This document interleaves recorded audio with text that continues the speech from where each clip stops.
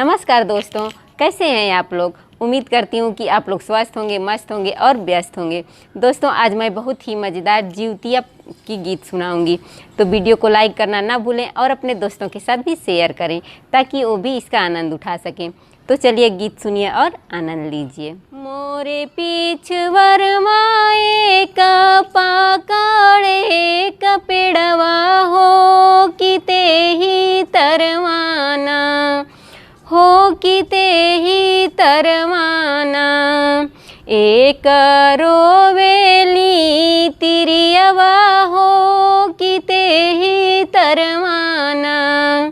एक रोवेली तिरियवा हो किते ही रोता रोता तिरिया करेली गुहरवा हो कि होई जाइना।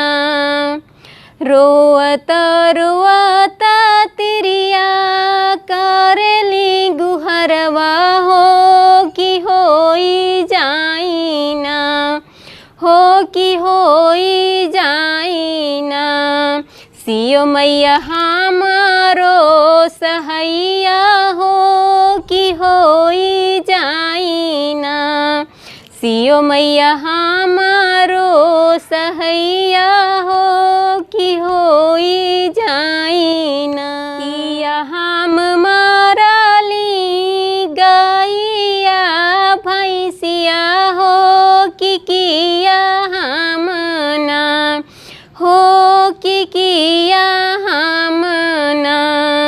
एक बलका के रुअवली हो कि किया हमना। एक बलकवा के रुअवली हो कि किया हमना। कवना तपस्या में फूल हम कैली हो कि भूली रे गैलाना, हो कि भूली रे गैलाना।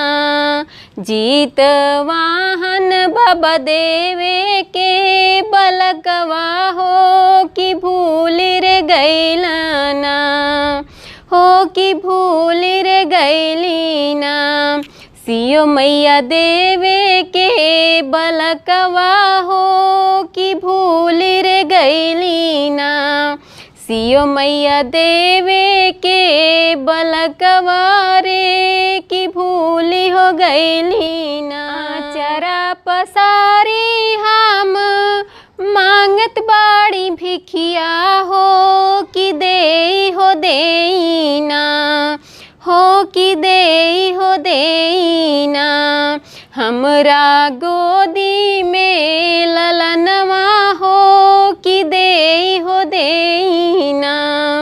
हमरा गोदी में ललनवा हो कि देई हो देईना। घुमरी घुमरी राउर गोड़वा हम पड़ती हो कि मांगी हो लेतीना, हो कि मांगी हो लेतीना। बाबू के लंबी उमिरिया हो कि मांगी हो लेतीना। बाबू के लंबी उमिरिया हो कि मांगी हो लेतीना। मोरे पीछवरवा एक पकड़ का पेड़वा हो किते ही तरवाना, हो किते ही तरवाना।